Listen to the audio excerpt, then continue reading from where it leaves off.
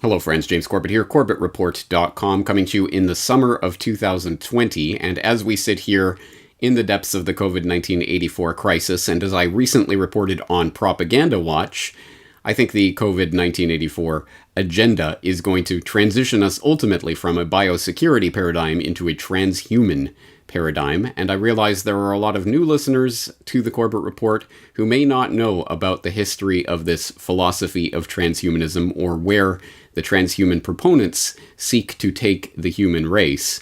So in order to fill in any gaps in that knowledge, I'm re-releasing this old podcast from 2008, but one that I think is, if not as relevant as ever, perhaps even more so, as it goes through the history of this ideology, where the philosophy comes from, and what it aims at. So I hope you will take this opportunity to refresh your knowledge or to acquaint yourself for the first time with transhumanism in greater depth. Obviously, as this takes on more and more of a headline news flavor, as the Neuralink brain chip and other such things are introduced to the public, I think this is a topic we will have to revisit and re-revisit. But this should be a good primer for people who are just dipping their toes into this water. As always, the show notes will be at CorbettReport.com. Just follow the links and enjoy this blast from the past. Sometimes I dream of living forever, to never die, not unless I wanted to. Actually, I dream I could just know everything, to have super intelligence. And in the age of accelerating technologies in which we extend the cognitive reach of our minds, the perimeters of our humanness with these extensions of self, these exoskeletons, these technological scaffoldings, the wings of our aircrafts and the signals traveling through our smartphones, sending our thoughts electrified at the speed of light across oceans of sky. We redefine and extend what it means to be human. To focus on the technologies of the future: nanotechnology, biotechnology, information technology, cognitive technology, genetics, and robotics.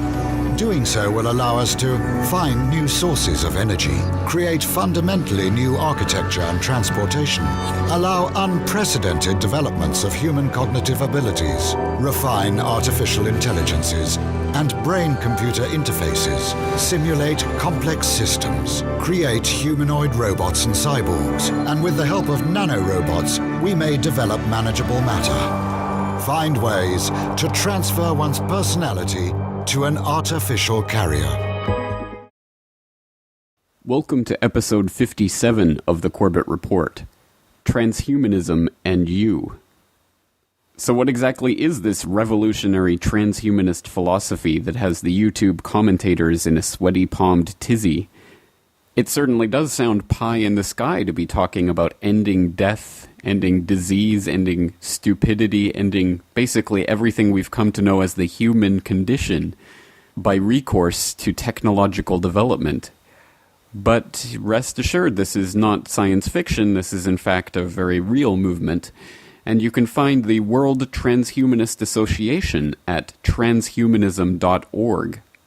The tagline for the website is, "For the ethical use of technology to extend human capabilities." And I read from the Transhumanist Declaration that can be found on transhumanism.org. The Transhumanist Declaration, quote, 1. Humanity will be radically changed by technology in the future. We foresee the feasibility of redesigning the human condition, including such parameters as the inevitability of aging, limitations on human and artificial intellects, unchosen psychology, suffering, and our confinement to the planet Earth. 2. Systematic research should be put into understanding these coming developments and their long-term consequences. 3. Transhumanists think that by being generally open and embracing of new technology, we have a better chance of turning it to our advantage than if we try to ban or prohibit it. 4. Transhumanists advocate the moral right for those who so wish to use technology to extend their mental and physical, including reproductive, capacities, and to improve their control over their own lives. We seek personal growth beyond our current biological limitations. 5. In planning for the future, it is mandatory to take into account the prospect of dramatic progress in technological capabilities. It would be tragic if the potential benefits failed to materialize because of technophobia and unnecessary prohibitions. On the other hand, it would also be tragic if intelligent life went extinct because of some disaster or war involving advanced technologies. 6. We need to create forums where people can rationally debate what needs to be done and a social order where responsible decisions can be implemented. 7. Transhumanism advocates the well-being of all sentience, whether in artificial intellects, humans, post-humans, or non-human animals, and encompasses many principles of modern humanism. Transhumanism does not support any particular party, politician, or political platform. End quote. Now, granted, all of this seems quite reasonable, and it would be difficult to argue with any of those particular points. Of course, technology is advancing at an ever-increasing rate. The acceleration of the change of technology is itself increasing, and we are not likely to stop technological innovation by wishing the world would simply slow down. So it does seem that we need to take some sort of philosophical stance on the issue of technological development, especially in this age of genetic research, biological research, and our increasing understanding of neurology. Of course, it's always important to take a look at where a philosophical movement derives its roots. So let's go back to the person who coined the term transhumanism. That is, of course, Julian Huxley.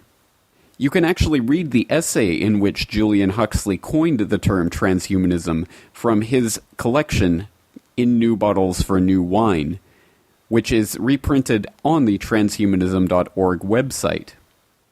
In that essay, Huxley writes, quote, that quality of people, not mere quantity, is what we must aim at, and therefore that a concerted policy is required to prevent the present flood of population increase from wrecking all our hopes for a better world. End quote.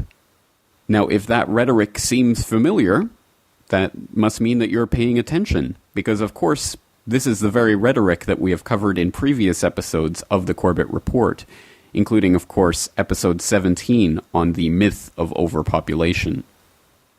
Now, if the name Julian Huxley rings a bell, then again you've been paying attention, and you'll remember from a previous episode of the Corbett Report that Julian Huxley was in fact not only the founder of UNESCO, and thus the author of UNESCO's founding document, entitled UNESCO, Its Philosophy and Purpose, in which he writes about the need to make eugenics a socially acceptable ideal once again, but also a president of the British Eugenics Society, the grandson of T.H. Huxley, also known as Darwin's Bulldog, a founder of the World Wildlife Fund, along with Nazi eugenicist Prince Philip, a member of the Euthanasia Society, and a leader in the Abortion Law Reform Association. Julian Huxley was also the brother of Aldous Huxley, the author of Brave New World, who gave a speech at Berkeley in 1962 in which he talked about technology being developed at that time in the 1960s to control the masses through their brain chemistry. Well then, very briefly let me speak about one of the more recent developments in the sphere of neurology, the implantation of electrodes in the brain. This, of course, has been done on a large scale in animals, and in a few cases it's been done in cases of the hopelessly insane. And it is, anybody who's watched the behavior of rats with electrodes planted in different centers must come away from this experience with the most extraordinary doubts about what on earth is in store for us if ever this is got hold of by a dictator. If I saw not long ago some rats in Magoon's laboratory at UCLA. There were two sets of them, one with electrodes planted in a pleasure center. And these rats were, the technique was that they had a bar which they pressed and which turned on a very small current for a short space of time, which we had a wire connected with their electrode, and which stimulated this pleasure center, which was evidently absolutely ecstatic, because these rats were pressing the bar 18,000 times a day. Apparently, if you kept them from pressing the bar for a day, they would press the bar 36,000 times on the following day, and would fall till they fell down in complete exhaustion. And they would neither eat nor be interested in the opposite sex, and would just go on pressing this bar. Then the most extraordinary rats were those where the electrode was planted halfway between a pleasure and a pain center, and where evidently the result was a kind of mixture of the most wonderful ecstasy in being on the rack at the same time. And you would see the rat sort of looking at its bar and sort of saying, to be or not to be, that is the question. And finally would approach and do it, and then it would go back with this awful, if one can humanize or anthropomorphize, he was feeling something terribly mixed, and he would wait for quite a long time before pressing the bar again, but he would always press it again. This was the extraordinary thing. And I noticed in this most recent issue of Scientific American, there's a very interesting article on electrodes in the brains of chickens, where the technique is very ingenious.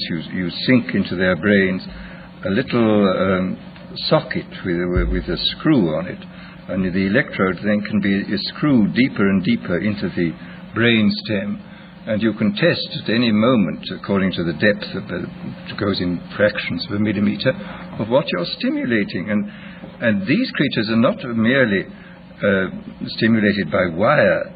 They're fitted with a miniaturized radio receiver weighing less than an ounce, which is attached to them, so that they can be communicated with at a distance. They can run about in the barnyard, and you can press the button, and this particular area of the brain to which the electrode's been screwed down to will be stimulated, and you will get these fantastic phenomena that a sleepy chicken will suddenly get up and rush about, or an active chicken will suddenly sit down and go to sleep, or a hen will suddenly start sitting as though it were hatching out an egg, or a rooster will start fighting, or will suddenly go into a state of extreme depression. The whole picture of the absolute control of the drives is terrifying. And in the few cases in which this has been done with very sick human beings, the effects are evidently very remarkable too. I was talking last summer in England to Gray Walter, who is the most eminent exponent of the electroencephalogram techniques in England, and he was telling me that he's seen hopeless inmates of asylums with these things in their heads, and that these people were suffering from uncontrollable depression, and they'd had the electrodes inserted into something resembling evidently the pleasure center of the rat. Anyhow, when they felt too bad, they just pressed a button in the battery in their pocket, and he said the result was fantastic. The mouse would go down, would suddenly turn up, and they would evidently feel very cheerful and happy. So that here again one sees the most extraordinary revolutionary techniques which are now available to us. Now, it's evident from this clip that Aldous Huxley takes some form of intellectual delight at the prospect of controlling humans through these electrodes implanted in their brain, even though the gist of the lecture on a surface level is supposedly a warning against this type of technology being used for dictatorial purposes. But I think at the very least, the involvement of his brother and many members of the Huxley family in the eugenics society would give the lie to the idea that Huxley really does have the general population's best interests at heart. But regardless of the Huxleys and their eugenicist fantasies, I certainly don't want to be accused of constructing a straw man argument against transhumanism. So in an effort to bring the transhumanist philosophical debate up to our present day, and giving other people a chance to make their argument for transhumanism, I'd like to turn to a documentary entitled Building Gods. This is a documentary which brings commentary from some of the leading scientists involved in the transhumanist movement, and offers some of their ideas about what we can expect in this merging of technology and humanity in the future. To be fair, the documentary also gives some limited time to at least one detractor of the transhumanist idea, but on the whole, I would say the documentary tends to further the transhumanist argument rather than the argument against transhumanism. Now, it's a lengthy documentary which you can watch on Google Video, but to get an idea of the argument, I'd like to take a look at an excellent deconstruction of the ideas presented in Building Gods that was presented by AdTV, a YouTube user who takes some of the clips from the Building Gods documentary and adds his own commentary. Let's take a listen to some of this video, which again you can find from the documentation section of CorbettReport.com. To set up some of the information presented in this video, it might be useful to note that certain terms like artellect, which is artificial intellect, or Terran, which is person who refuses to take some of the transhumanist or cyborgian implants of the future, are bandied about by the people who are part of this transhumanist movement. Included in this video is commentary from people like Dr. Kevin Warwick, a well-known proponent of transhumanism, who can be found online. Let's take a listen now to this video.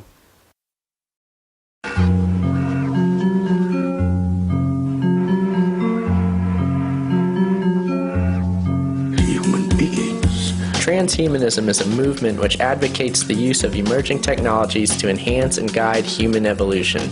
The movement itself is public relations. It's a marketing campaign. Its job is to acclimate the public to ideas such as implantable microchips. Now, if you remember, not too long ago, even the existence of implantable microchips was a crazy idea. I mean, these things were unheard of. This is the realm of conspiracy theory. But now let's take a look at the scientists who are developing these technologies that the transhumanists so lovingly talk about. In 2002, the implant that I had then was positioned in my nervous system here. Alright, at this point we've accepted the fact that Dr. Warwick put an implant himself back in 2002. Now let's move on to some more heavy stuff, like the relationship between artificial intelligence machines and humans. Now we all know what happened in the movie Terminator. How do we get around such a problem? They say, well, perhaps we could avoid this issue by having human beings themselves become artellects. In practice, that would mean like adding components to your head, more chips on top of chips, sort of thing. Now wait a minute, I didn't even want to get an implantable microchip in the first place. Now we're talking about brain chips, putting a chip in my actual brain. You can't tell me that people are actually going to want to do this. A lot of people who do want to upgrade themselves, no question about that.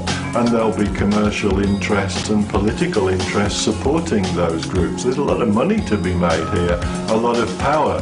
I'm not even satisfied with the power structures that are present in this world right now, let alone giving the power of my brain away to somebody. And did you notice the buzzword you used in there, upgrade? As if you're going to be better if you do this? I mean, imagine you're a Terran and your next door neighbor starts going cyborgy, right? Starts adding components, and then suddenly the person next door is capable of learning a human language in just like, in seconds. And this, of course, is the old marketing trick of snob appeal. But this time, your neighbor hasn't bought a new riding mower. He's added a brain chip to his head which allows him to think in ways that you can't even imagine. He's become a super intelligent cyborg. At this point, transhumanism tries to sell you on the concept of abandoning humanity altogether. They want you to become what is known as a post-human, Otherwise, you're not going to be able to keep up in the new society. But I think when implants become more acceptable, as they are becoming bit by bit, so such people, the humanists that want to stay human, the Terrans maybe, as Hugo would call them, I can't see them ultimately having much power, because at the end of the day, their intellectual capabilities will be so inferior to cyborgs, those that have implants and upgrades, that the cyborgs will be able to outthink the subspecies that still are human. Ah, so humans are a subspecies now. Can anybody see where this is going? Perhaps you remember Adolf Hitler and his concept of the Übermensch, or the Superman. These guys have a serious God complex. They are sick individuals. But you are even sicker if you choose to follow them. So imagine a young woman, she's just given birth, and then she needs to make the decision. Is she going to have her baby modified? Is she going to turn that baby into a cyborg, or effectively an artellect?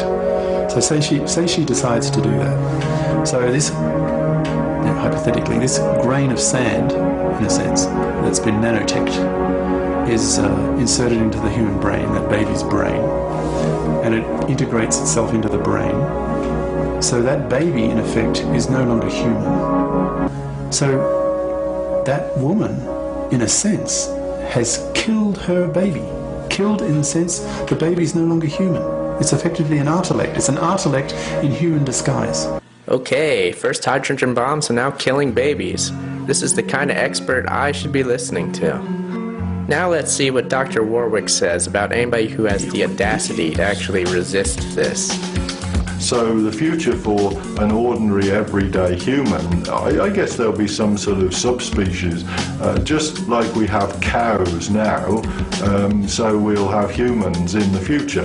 There'll be other creatures, other species, cyborgs, intelligent machines, that are the dominant life forms on Earth. And as a cyborg, if a human came to see me and it starts making silly noises, a bit like a cow does now. If a cow comes to me and says, moo, moo, moo, I'm not going to say, yeah, that's a great idea, I'm going to do what you tell me. So it will be with a human. They'll come in and start making these silly noises that we call speech and human language and so on. And these trivial noises, I'm not going to do those silly things. Why should I? This creature's absolutely stupid in comparison to me. And there you have the transhumanist sales pitch, brought to you, of course, by the experts.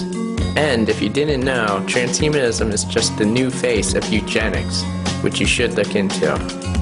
All this talk about super intelligence and how great it's going to be a cyborg is simply bait. This is an advertisement. Don't believe it for 1 second. This time, your brain is the product, and how can you possibly put a price on that? The fact of the matter is, you don't get to program the brain chip, so how do you know what it does? The general public hasn't been made aware of the transhumanist movement yet, but it's my contention that the mass marketing of this movement will happen in the near future. Consider this video a forewarning.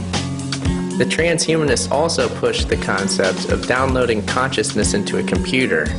This makes the concept of the movie The Matrix a reality. I'm not even going to try to explain the reasons why that's a bad idea. Let's just hear what Dr. Warwick has to say about it. Then if a machine is passing down signals that keep you completely happy, then why not be part of the Matrix? I really do think Neo in the Matrix trying to destroy things, he's a bit of a party pooper, and life for humans in a Matrix could be really cool.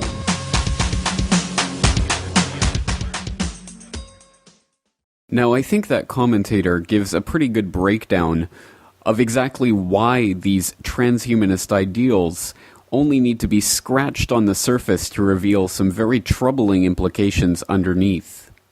It's important to note that this debate is taking place in scientific circles, and is a rather lively one these days, with some really incredible stories coming out on both sides of the debate. Some glimpses into this debate might be gained from such articles as Human Species May Split in Two from BBC News, which states, quote, Humanity may split into two subspecies in 100,000 years' time, as predicted by H.G. Wells, an expert has said. Evolutionary theorist Oliver Curry of the London School of Economics expects a genetic upper class and a dim-witted underclass to emerge. The human race would peak in the year 3000, he said, before a decline due to dependence on technology. People would become choosier about their sexual partners, causing humanity to divide into subspecies, he added. The descendants of the genetic upper class would be tall, slim, healthy, attractive, intelligent, and creative, and a far cry from the underclass humans, who would have evolved into dim-witted, ugly, squat, goblin-like creatures. End quote. Again, this is not coming from a science fiction author, it's coming from an evolutionary theorist at the London School of Economics. And in fact, this debate in particular has been one of particular interest in genetic circles of late, with prominent Princeton geneticists like Lee Silver making very similar predictions about the splitting of the human race into two, namely the GenRich, who can afford to get the upgrades and the designer babies, and the GenPoor, who of course will not be able to take part in this transhumanist evolutionary process, and thus will be left far behind. Now, Lee Silver seems to think the idea of splitting humanity into two species is a great idea, with the lower species being the natural workers and low-paid service providers or laborers for society. But there are others who disagree with him. And for a little bit of that debate, you might go to the Center for Genetics and Society at geneticsandSociety.org and look at an article entitled The New Eugenics, The Case Against Genetically Modified Humans, from November 30th, 1999. Now, all of this seems very philosophical and maybe a debate that can be had at leisure at some time in the future, but this is very much not the case. In fact, this debate is intruding very much into our most private spaces and into our personal lives in a manner which cannot be ignored. One of the most obvious examples of how technology is merging with the human comes in an examination of the implantable microchip. One good place to start in interrogating this idea of merging technology and humanity in a very physical sense is to take a look at a story like this one from Newsmax.com from August 21st, 2006, entitled Implanted Chips in Our Troops. This article reads in part, quote, "A Florida company wants to get under the skin of 1.4 million U.S. servicemen and women. Verichip Corp., based in Delray Beach, Florida, and described by the DC Examiner as one of the most aggressive marketers of radio frequency identification chips, is hoping to convince the Pentagon to allow them to insert the chips, known as RFID, radio frequency identification chips, under the skin of the right arms of U.S. servicemen and servicewomen to enable them to scan an arm and obtain that person's identity and medical history. The chips would replace the legendary metal dog tags that have been worn by U.S. military personnel since 1906. The device is usually implanted above the triceps area of an individual's right arm, but can also be implanted in the hand if scanned at the proper frequency. The Verichip responds with a unique 16-digit number, which can correlate the user to information stored on a database for identity verification, medical records access, and other uses. The insertion procedure is performed under local anesthetic, and once inserted, it is invisible to the naked eye." End quote. Again, it's important to note that this technology is not theoretical, it is very much here, and in fact was even being discussed back in 2005. Feds to fund controversial school surveillance. Hundreds of school districts have it, but now it's going to go to what is it called here? Non-cooperative forms, face scanning and tracker chips. You see? And here's one. TiVo files patent for RFID video recorder based on implant chip. And where's it from? Information Week, industry publication. And it says you'll have an implanted chip. It's actually in the article. An implanted chip in you, and oh, it's your personal TiVo. It knows what you want. I remember I used to tell people that their Scientific Atlantic cable boxes have a microphone in them, number one, that engineers at local cable companies have told me is used by the government to listen to you. Okay? So I don't want to get a mean email from the local cable company, some employee going, "You're full of it. I work there. We're good." Yeah, you answer the phone. You're compartmentalized. I didn't say you were bad. The engineer telling me this wasn't bad 5 years ago. But TiVo is a separate DVR recording system, as many of you know. Records what you want. Fine. Remember, they go, "We have these statistics, 2.4 million people rewound and replay Janet Jackson's breast incident." And then the Chicago Tribune went, some normal person there went, "How do you know they did that?" "Well, we track everything you do and build psychological algorithms and sell the data." And the Chicago Tribune goes, "Oh, really? You do, huh?" Now, we already knew that. Not because I'm some genius. It's in industry publications. It says right here you're going to have a chip implanted in you. And if you want the new model of this coming out in a few years, you'll just have to have a chip. It says chip in the body. Information Week, off TiVo's press release. Chip in the body to watch TV. I'm sick of it. We're not radical here on this show.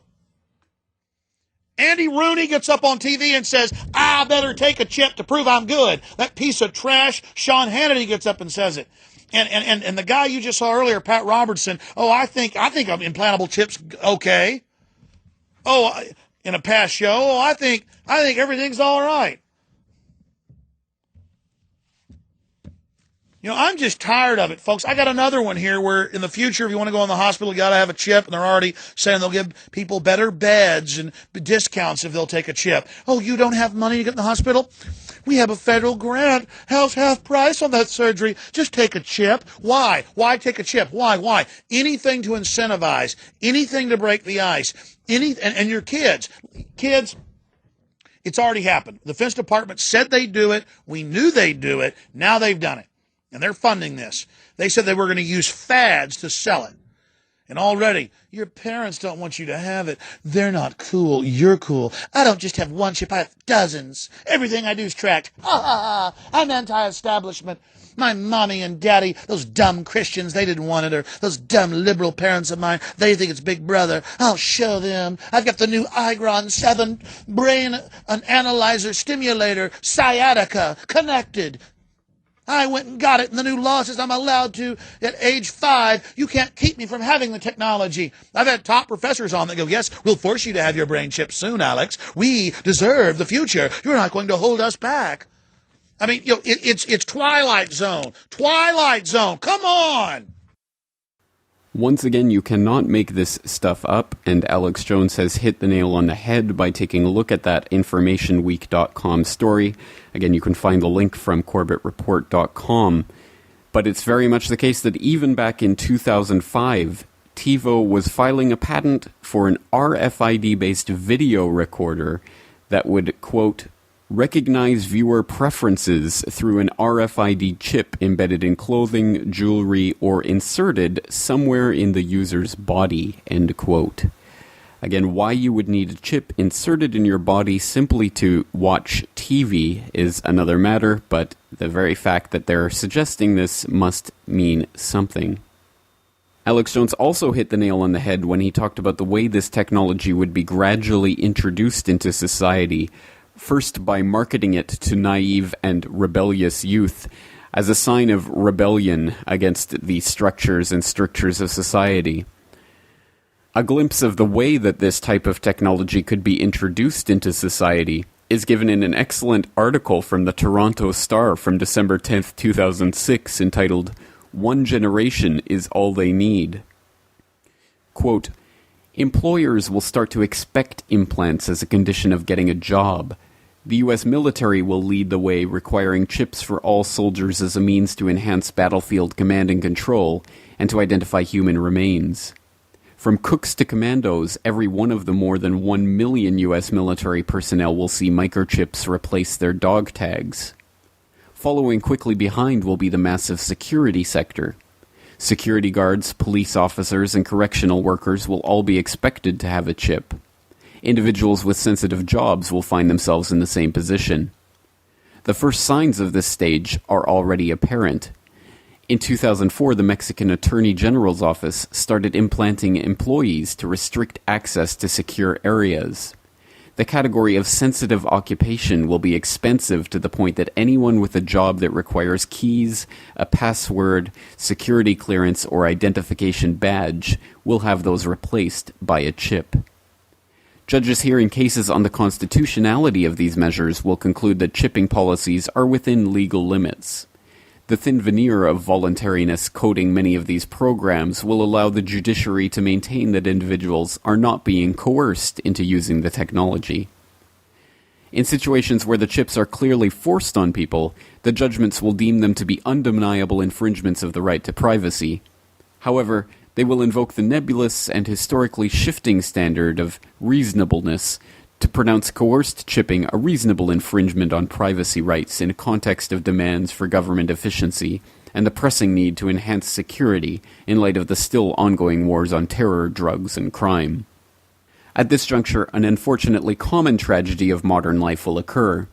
A small child, likely a photogenic toddler, will be murdered or horrifically abused. It will happen in one of the media capitals of the Western world, thereby ensuring non-stop, breathless coverage. Chip manufacturers will recognize this as the opportunity they have been anticipating for years. With their technology now largely bug-free, familiar to most citizens and comparatively inexpensive, manufacturers will partner with the police to launch a high-profile campaign encouraging parents to implant their children to ensure your own peace of mind. Special deals will be offered. Implants will be free, providing the family registers for monitoring services. Loving but unnerved parents will be reassured by the ability to integrate tagging with other functions on their PDA so they can see their child anytime from any place. Paralleling these developments will be initiatives that employ the logic of convenience to entice the increasingly small group of holdouts to embrace the now common practice of being tagged. At first, such convenience tagging will be reserved for the highest echelon of Western society, allowing the elite to move unencumbered through the physical and informational corridors of power. Such practices will spread more widely as the benefits of being chipped become more prosaic. Chipped individuals will, for example, move more rapidly through customs. Indeed, it will ultimately become a condition of using mass transit systems that officials be allowed to monitor your chip.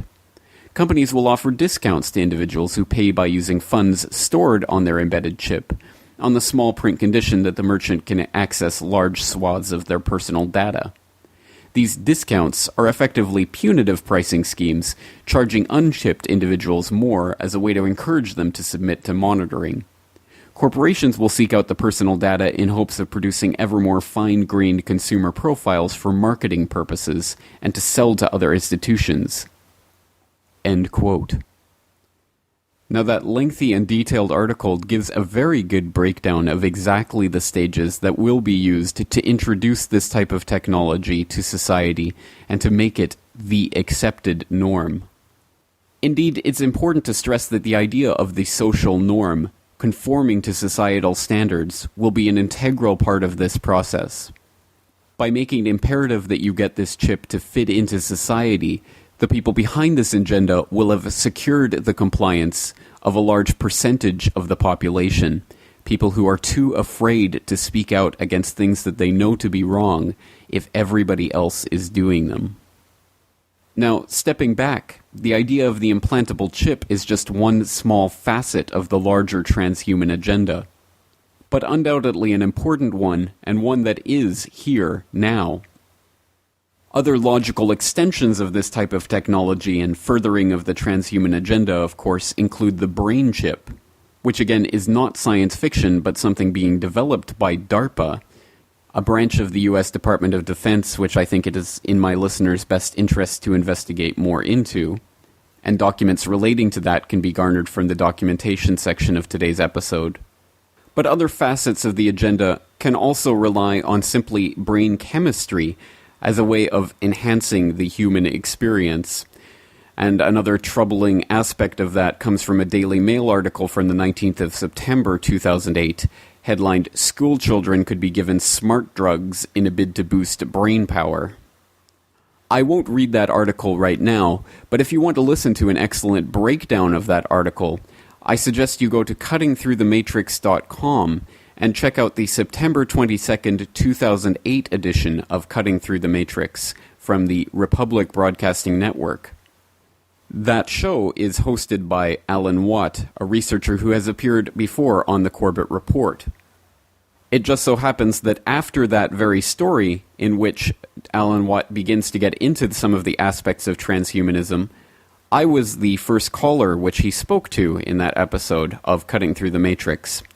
And I had the opportunity to ask him about the transhuman agenda and what can be done about the direction in which society is heading. Yes, on your program in the past, you've promoted the idea that the elite agenda for humanity is unfolding and we can't hope to stop that agenda, only change its course. And I think transhumanism is one example of that, because as we know, you can't put the scientific research genie back in the bottle. Scientists are still going to keep working on their brain chips and all the rest of it. What then is your idea for derailing or changing the course of this transhumanist agenda? Is there any way we can effectively commandeer such a movement or throw it off course? What they've been aiming at primarily are the minds of the up-and-coming children who watch all the science fiction movies that are churned out, even cartoons. They're hooked on them. Every hero has special implants that gives them special abilities, and they really believe that they'll be given this themselves one day, and so they're for it. So we have to really, it's the communication between parents and adults and children that's been severed. And that's the only way you could really knock this off course, is if the children know some of their history, some of the history about what's been done to the general public over the centuries, and also the mindset of the elite and what happened and the dirty tricks they have done on their own population done through the centuries, and also to educate them as to the real reasons these big corporations are working in particular directions. You understand that all research and development is run on grants. They don't pick the direction they want to go in. They're told where to do the research by the big foundations that fund them. And when you see the pattern of funding, direct funding towards specific agendas, then you know that that is the future that has been agreed upon to be brought into the world by big foundations, big think tanks, very rich people, very old families. That's who directs all of the research and development that goes on today. You can't go into research and development without getting millions to back you, millions of dollars, and doors opened for you too, to allow you to continue in that research. So therefore, that should be a red flag right away. The elite have always had the one problem of how to control an efficient public. And this is where it's all going towards. At the Loyola meeting they had a few years ago at Loyola University, the World Science Organization that was headed by Newt Gingrich, he opened it up. He talked about the brain chip. And in fact, it was a scientist from Japan who gave the main speech, and he said, this new world we're bringing in will have people across the planet all connected to centralized computers that will program them. He said, you will have no quietness in your head. You'll hear the whispers of commands being issued to those around you and from those people back to the central computer. And he said no one will be able to think of themselves as a distinct, separate individual anymore. He said, think of it more like the beehive. That's the term he used. This is the world they're going to bring in, but they also want to bring in new types of efficient, purpose-made, ideal design. The other meaning of ID is ideal design. So they'll have ideal designed humans for specific tasks, exactly as Plato talked about 2,300 years ago. For my full conversation with Alan Watt, please go to CorbettReport.com and you'll find it under the Interviews tab. Alan Watt made several important points in that answer to my question, but if I may summarize his answer, It is that the key is to informing others of the larger agenda behind the transhumanist philosophy. Of course, these technologies are not coming out of nowhere. They are being funded by large organizations for a very specific purpose. And it is our point to draw the attention of those who are receptive to this philosophy to those larger organizations. Once again, we come back to the fundamental philosophy of eugenics, which explains what the transhuman agenda is really about. For another excellent dissection of eugenics and how it relates to transhumanism, I'll put a link to an excellent article from Daniel Taylor of oldthinkernews.com from August of last year, up in the documentation section of today's episode. I suggest you check out that article as well as other articles on eugenics from oldthinkernews.com and look for future articles on this subject from that website in the future. Of course, technology is a double-edged sword and does promise incredible wonders, the likes of which seem like fantasy and science fiction to us right now. But it's also important to keep in mind that technology always filters down from the very top, the elites who control the money, which controls the grants, which controls the development of new technologies. And new technologies, of course, are always developed for military applications first, and the military always gets first dibs on whatever technology is available at the time. We have no way of knowing what technologies are here right now, being developed and being implemented by the Department of Defense and others. But we know that this technology will be used in the war for full-spectrum dominance, which has been declared by the Pentagon. And we know that that war is a war against us all. The post-human world could so easily be a world of dictators controlling the masses through technology. It is that vision of society that we have to work against. Not technology itself, but the very societal structures which will permit such a society to come into existence. Again, information is the key. Get informed and get others informed.